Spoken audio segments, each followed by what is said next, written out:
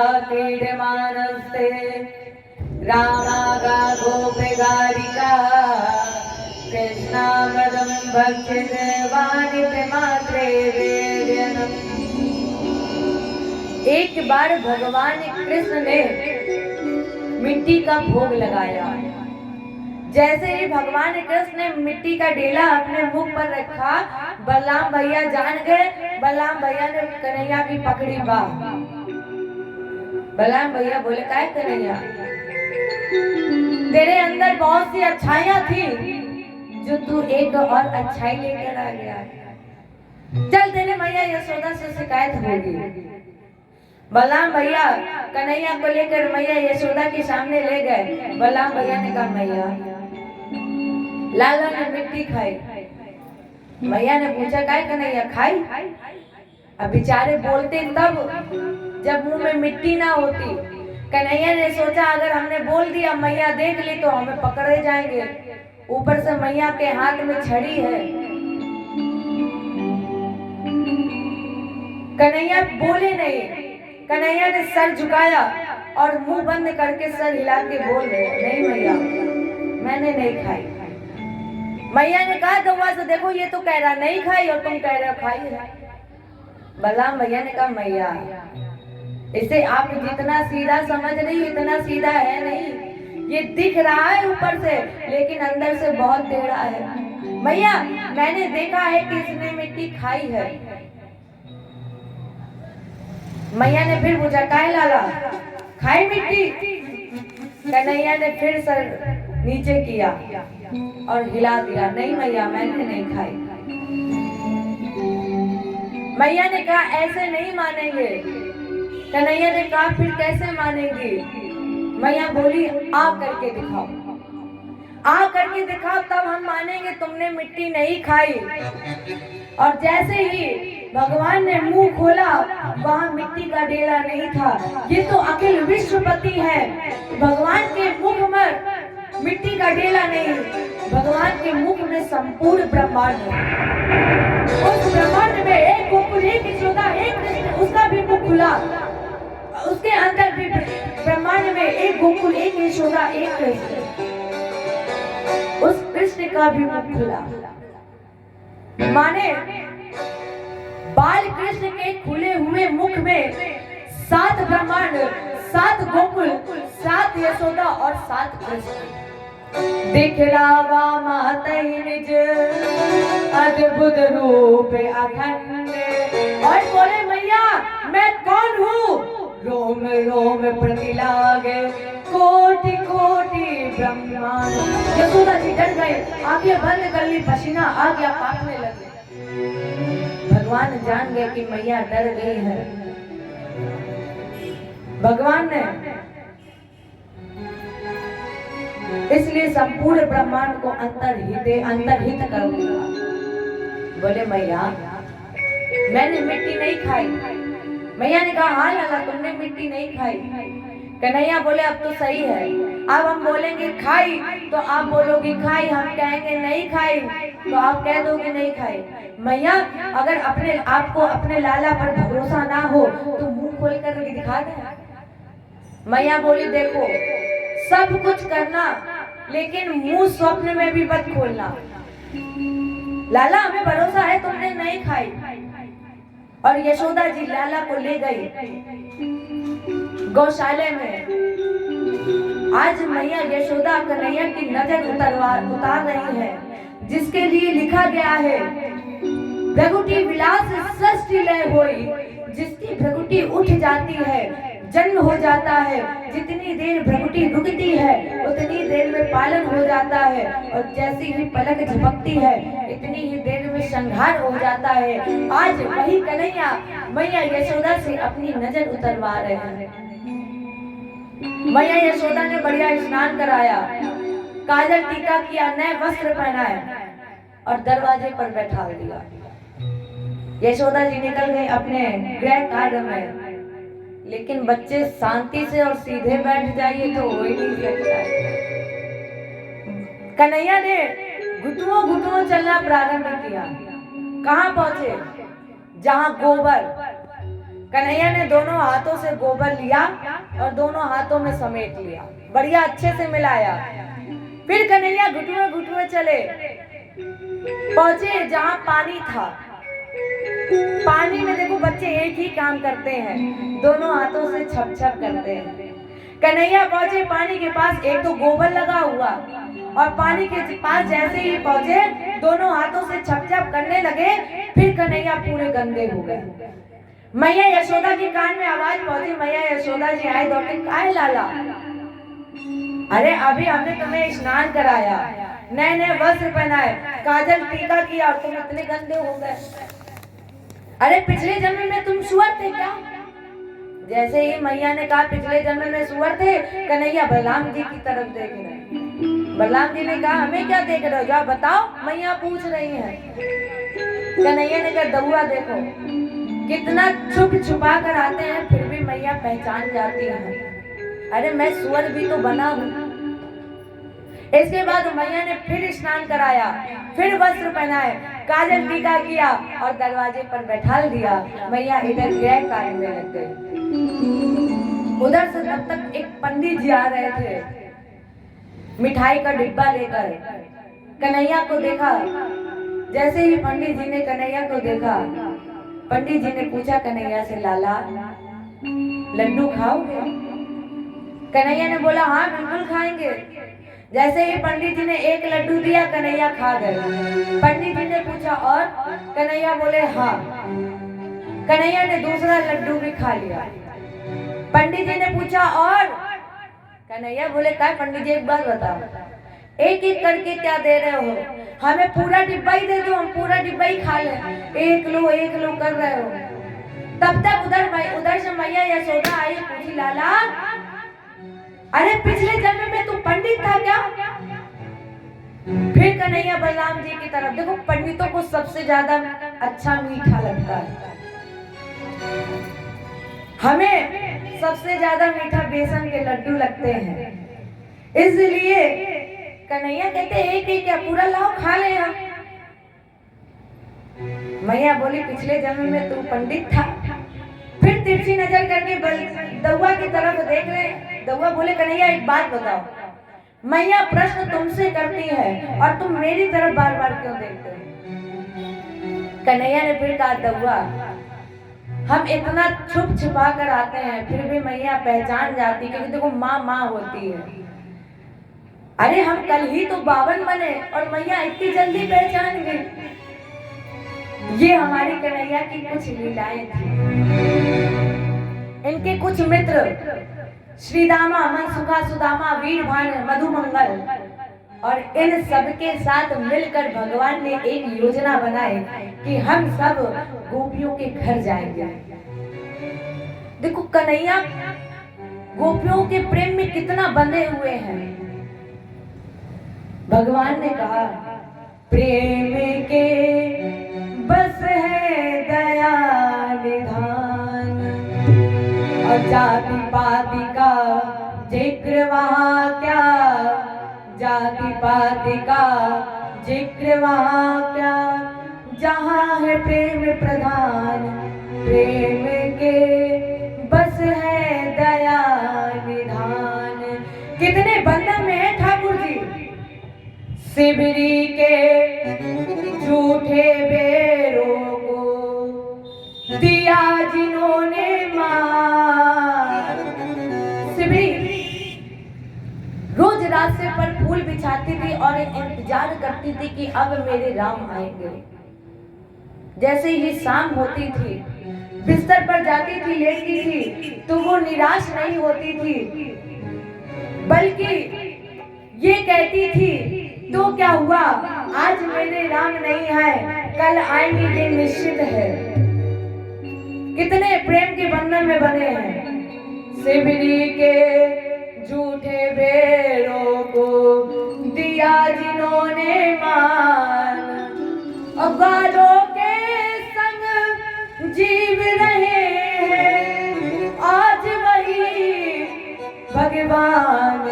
प्रेम के बस है दया निधान। गोपियां ये चाहत रखती थी कि मुझे कन्हैया का दीदार हो चाहे जैसे हो, दीदार हो, बस कन्हैया को देखने को मिल जाए एक नजर, इतनी चाहत रखती थी।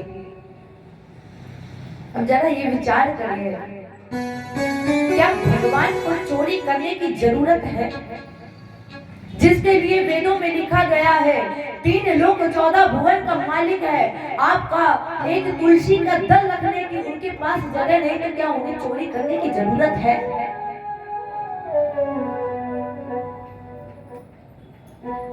असल में भगवान चोरी नहीं कर रहे हैं, गोपियां चोरी करवा रही हैं। कैसे? एक बार एक गोपी ने मटकी सीके पर टांग दी और बाहर से ताला लगा दिया, अपने पति और बच्चों को बैठा दिया और छड़ी पकड़ा दी। गोपी ने कहा देखो अभी आता ही होगा, ध्यान से देखते रहना, अंदर ना जा पाए। गोपियां इधर से जा रही थी, उधर से कन्हैया अपने सखा लोगों के साथ आ रहे थे। गोपी गई, कन्हैया से पूछा काय कन्हैया माखन खाओगे? कन्हैया बोले देखो तुम जो करके आई हो हमें पता है। गोपी ने पूछा क्या करके आए हैं? कन्हैया बोले हमें पता है कि तुम दरवाजे को बाहर से बंद करके आई, ताला लगा के आई, इतना ही नहीं दरवाजे पर पति और बच्चों को बैठा कर आई हो, छड़ी पकड़ा कर आई, ऊपर से कह के भी आई हो कि देखे रहना अभी आता ही होगा वो, और हमसे कह रही हो माखन खाओगे। गोपियां बोली देखो आपको माखन खाना है कि नहीं खाना है? कन्हैया बोले खाना तो है लेकिन खाए कैसे? गोपी ने बोला अरे पति बैठे हैं, बैठे रहने दो, बच्चे बैठे बैठे रहने दो। कन्हैया तुम एक काम करो, क्या पीछे से जाओ और जो पीछे खिड़की लगी है वो मैं खोल कर आई हूँ, उसी से अंदर चले जाना और माखन खा लेना। अब बताओ भगवान चोरी कर रहे कि गोपियां चोरी करवा रहे? वो गोपी तो जानबूझ कर गई भगवान से कहने की चलो जाओ माखन खा लो। एक बार तो सभी गोपियां इकट्ठी हुई, गोपियों ने योजना बनाई कि अब की बार मटकी टांगेंगे अंधेरे पर और सीके पर टांगेंगे। मनसुखा का काम था सभी गोपियों के घर में पता लगाना कि मटकी कहाँ रखी है कहाँ नहीं रखी। मनसुखा को पता चला कि मटकी अंधेरे पर रखी। मनसुखा दौड़ कर आया, बोले लाला आज चोरी नहीं होगी। कन्हैया ने पूछा क्यों? मनसुखा बोले गोपियां इतनी चतुर हो गई हैं कि अब की बार गोपियों ने मटकी सीके पर टांगी और अंधेरे पर टांगी, ऊंचाई पर टांगी। कन्हैया बोले माखन खाना है तो एक काम करो, सब लोग एक एक लाठी लेकर आओ। सभी ग्वाले लाठी लेने के लिए चले गए। इधर कन्हैया यशोदा जी के बगल में खड़े हो गए चुपचाप, और ऐसा मुंह बनाए थे कन्हैया कि जैसे बस अभी वो देंगे। ये तो नाटक करने में नंबर 1 है। ऐसे खड़े हुए जैसे बस अभी दो देंगे। यशोदा जी ने देखा, यशोदा जी ने कहा लाला क्या हो गया है, क्यों रो रहे हो? अरे किसी ग्वाले ने तुमसे कुछ कहा, किसी सखा ने तुमसे कुछ कहा, बताओ हमें, अभी डांट लगाते हैं उसके। कन्हैया ने कहा मैया एक बात बताओ। क्या? मैया मैं जिस भी रास्ते से निकलता हूँ ना, लोग मुझसे ये कहते हैं कि एक देखो कितने गरीब घर का लड़का है। मैया ने पूछा ये किसने कह दिया तुमसे? अरे तुम्हारे पास इतनी गौए हैं, इतने बछड़े हैं, इतना बड़ा महल है, तुम कह रहे हो कि गरीब? अच्छा लाला ये बताओ तुम चाहते क्या हो? देखो कन्हैया अपना यहाँ काम निकलवा रहे हैं। मैया ने पूछा लाला ये बताओ चाहते क्या हो? कन्हैया बोले मैया गले में कुछ पहन लेते तो ये जितने भी लोग बोलते हैं ना कि बड़ा गरीब घर का है, तो लोग बोल ना पाते। मैया गई अंदर, मणि लेकर आए। कैसी मणि? जो अंधेरे में चमकती है। कन्हैया के गले में पहना दी, और जैसे ही कन्हैया के गले में पहनाई, अब कन्हैया जा रहे हैं मस्त होकर। पहुंचे सखा ने लाठी लगाई और कन्हैया ने माखन खाया और अपने ग्वालों को भी खिलाया। इसके बाद गोपियों ने फिर एक विचित्र घटना घटी। गोपियों ने योजना बनाई कि अब की बार जब मटकी सीके पर टांगेंगे तो उस मटकी के साथ हम घंटी टांग देंगे। जैसे ही भगवान आएंगे, माखन लेंगे, घंटी माखन को चुराएंगे तो घंटी बजेगी तो हमें पता चल जाएगा। मनसुखा फिर गया कन्हैया के पास, लाला चोरी नहीं होगी। कन्हैया ने पूछा क्यों? मनसुखा बोले गोपियों ने अब की बार बहुत बढ़िया योजना बनाई है। क्या? अरे वो मटकी सीके पर टांगी तो टांग दी, लेकिन अब की बार गोपियों ने मटकी के साथ साथ घंटी भी टांग दी। भगवान बोले चलो हम तुम्हें माखन खिलाते हैं। ग्वालों के साथ पहुंचे। कन्हैया ने कहा एक घंटी, जब तक हम कहे ना तब तक तुम बजना नहीं। घंटी बोली ठीक, नहीं बजेंगे। भगवान ने ग्वालों को माखन खिलाया, घंटी नहीं बजी। भगवान ने जैसे ही सखा ग्वालों को माखन खिलाया, घंटी नहीं बजी। जैसे ही भगवान ने माखन लिया और अपने मुख पर रखा, घंटी अपने आप ही बज पड़ी। जैसे ही घंटी की आवाज ललिता के कान में पड़ी, ललिता दौड़ कर आई, कन्हैया की पकड़ी बाह, लेकिन जितने सखा थे सब भाग खड़े हुए। अब फंस गए कन्हैया। ललिता बोली काय कन्हैया? यशोदा जी के पास जाते थे, शिकायत करते थे कि तेरा लाला मेरे घर से माखन चुरा कर खा रहा है, तो तेरी मैया बड़ी अकड़ कर बोलती थी अरे मेरे लाला को चोरी करने की क्या जरूरत है, अब आज आए हो पकड़ में, अब चलो तुम्हारी मैया से शिकायत करें, देखते कितना अकड़ के बोलती है। कन्हैया बोले गोपी एक मिनट रुक जाओ, हमें ही घंटी से बात कर लेने दो, फिर हम चल रहे हैं। ललिता बोली देखो तुमने बहुत नचाया है, बहुत बातें बनाई, हम बहुत मान लिए, लेकिन अब नहीं आने वाले बातों में। कन्हैया बोले हम चलेंगे, हम मना नहीं कर रहे हैं, लेकिन एक मिनट हमें घंटी से बात कर लेने दो। ललिता बोली ठीक, कर लो बात, क्या करनी है। कन्हैया घंटी के पास पहुंचे, घंटी से कहा घंटी एक बात बताओ, जब सभी ग्वालों ने माखन खाया तब तुम नहीं बजी, जब सभी ग्वालों ने माखन खाया तब तुम नहीं बजी, लेकिन जैसे ही हमने माखन खाया तुम बजी। अब ये बताओ बजी काहे? क्यों बजी तुम? अरे तभी बज जाती जब ग्वाले खा रहे थे, हमारे खाते समय ही क्यों बजे? घंटी ने बड़ा अच्छा उत्तर दिया। घंटी ने कहा प्रभु इस संसार में जितने भी लोग हैं, जब भोजन करते हैं तो घंटी नहीं बजाई जाती है।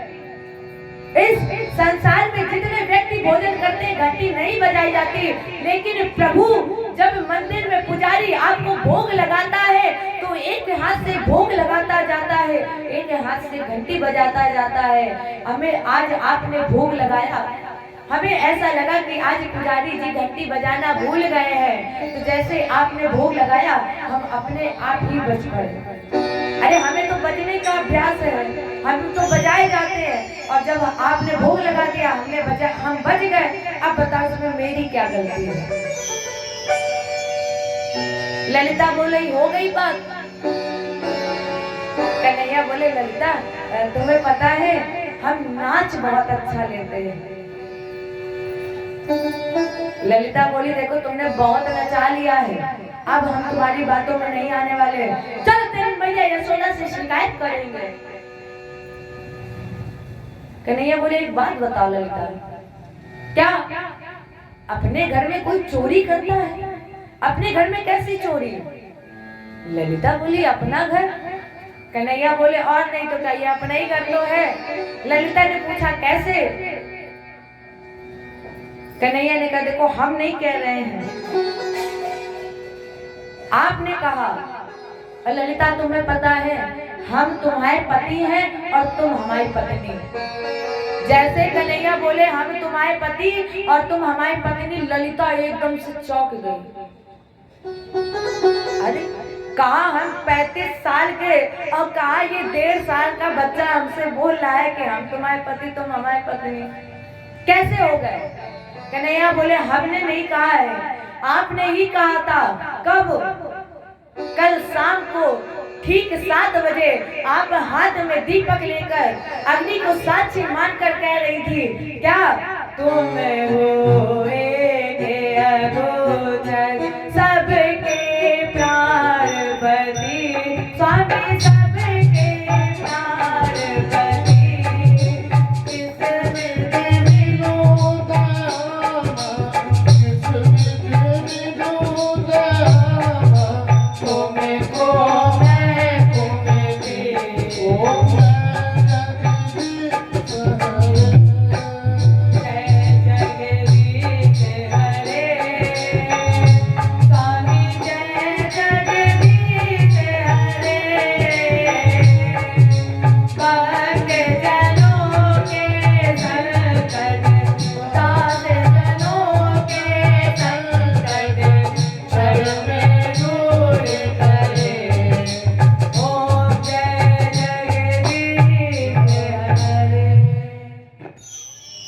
ललिता क्या?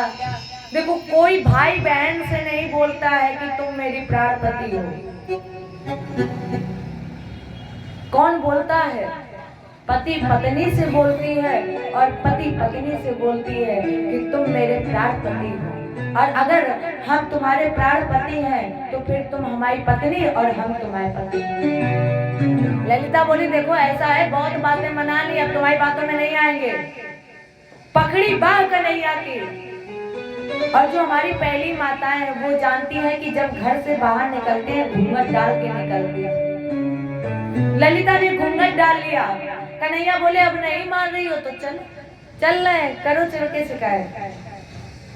अब ललिता ने घूंघट डाला, कन्हैया की बाह पकड़ी और लेकर बार बार घसीट के चल रही, चल तेरी मैया यशोदा से शिकायत होगी। कन्हैया बोली ऐसे तो मानी नहीं है। मनसुखा को इशारा किया है, मनसुखा इधर आओ। मनसुखा गए, कान में बोले इसके पति को ढूंढ कर लाओ, चाहे जहां हो एक पति को ढूंढ कर लाओ। मनसुखा गया इसके पति को ढूंढने। इधर कन्हैया ललिता के साथ आ रहे हैं, ललिता बार बार घसीट रही है, चल तेरी मैया से शिकायत होगी। मनसुखा इसके पति को लेकर आ रहे थे, तब तक कन्हैया ने ललिता से कहा ललिता तुम कितनी कठोर हो? ललिता ने पूछा क्यों? अरे तुम्हें दया नहीं आती है? इतने छोटे हैं हम, इतने कोमल है और तुम इतनी कस के बाह पकड़े हो मेरी। अरे तुम्हें शर्म नहीं आ रही? ललिता बोले अब चाहे तुम्हारे हाथ टूट जाए लेकिन हम छोड़ेंगे नहीं।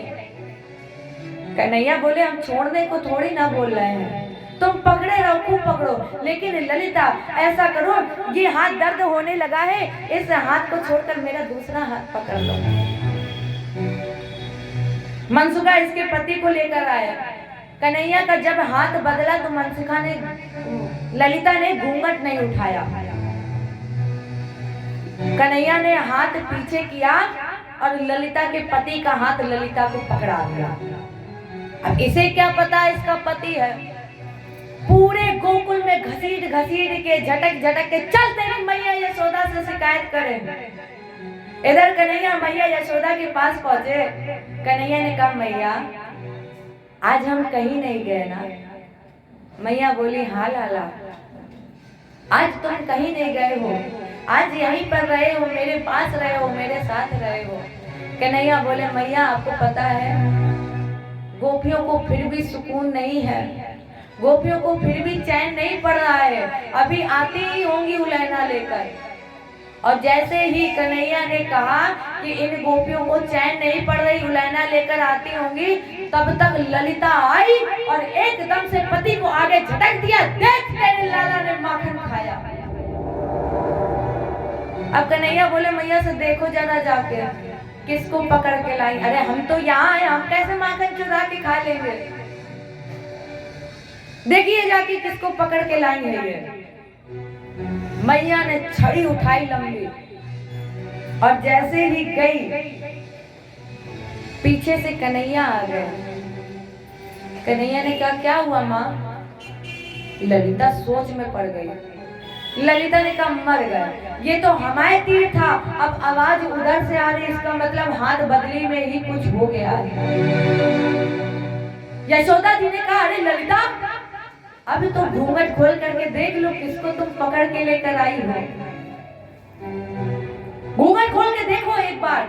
और जैसे ही ललिता ने घूंघट खोला, अब आप जरा सोचिए, आप अपने पति को पूरी गली में घसीट के झटका मार कर लेकर आई हो और फिर उसके बाद आपको पता चले कि ये आपके पति हैं, आप कितनी शर्मसार होंगी। ललिता ने जैसे ही देखा कि ये मेरे पति हैं, शर्मसार हो गई और भाग खड़ी हुई। ललिता चली, पीछे से कन्हैया धीरे से सरक के चलने लगे। मैया ने कहा कन्हैया चोरी माखन की दे छोड़। देखो लाला, हमें सब पता है ये तुम्हारी ही करतूत है, इसलिए कह रहे हैं तुमसे, क्या चोरी माखन की दे छोड़ कन्हैया, मैं समझा रही हो